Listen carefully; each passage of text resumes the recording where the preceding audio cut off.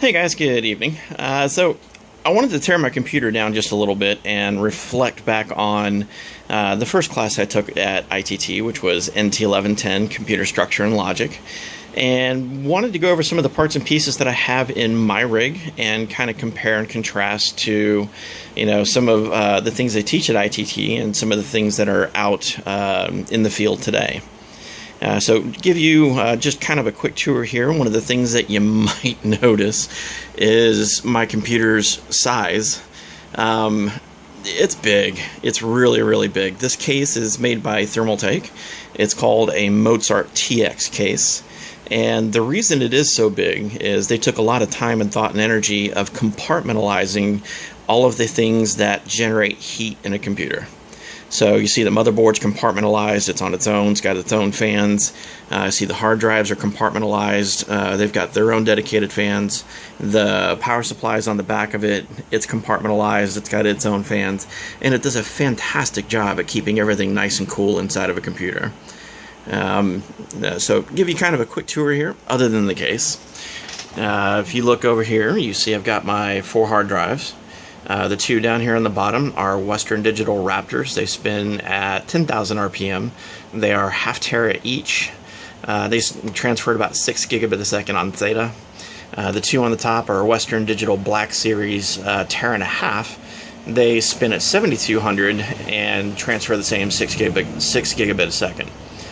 So my 4 hard drives, the bottom one's the operating system, this one's Flight Sim when I usually have it installed, and then these 2 is application and other games and backup. You'll notice on the inside there I've got 220mm fans that are sitting inside of the case, and then if you look towards the back there, you'll notice there are 2 other 120mm fans that are mounted to a radiator. Now, one of the things you might have noticed is missing from my motherboard here is a big, massive, fan-bladed heatsink. My computer actually does not have one. As you notice, these 2 lines that come down from the top, these are both liquid-filled, and I've got a motor that sits on top of my CPU that circulates a coolant on top of it, so it's liquid-cooled, and recircs it back up to the radiator, so it keeps everything nice and cool. Now, my computer before the heat sinks used to run idle anywhere between 60-65 degrees centigrade. When I got it in this case and got it water cooled, we usually idle anywhere between 35 and 40 degrees centigrade. So it does such a much better job. You'll see my memory modules. These are 4 DDR3. I'm running 32 gigabyte of memory. And then here's where things kind of separate from, what they teach at ITT versus kind of what's in the field today. ITT, they talk a lot about, 3rd gen and 4th gen computers and the architecture that they had. In that, you had your CPU, North Bridge, South Bridge, input-output, peripheral, so on and so forth. And in the field, that's kind of gone away a little bit. One of the things that you'll notice is this big chipset right here. It's a X79 chipset that's made by Intel, and this is actually called a platform controller hub.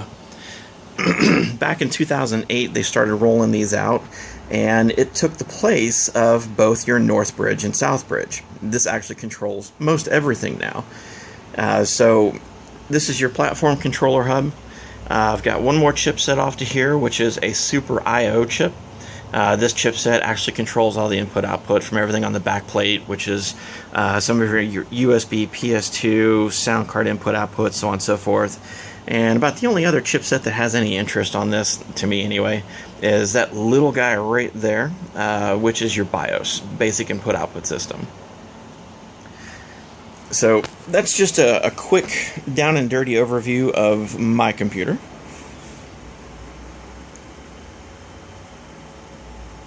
Give you one more quick look at it. You'll see off to the side over here my video cards are waiting to be reinstalled back into the computer. And if you guys have any questions, I'll be uploading this to YouTube, and you can post your comments down at the bottom. Y'all have a great night, and thanks so much for watching.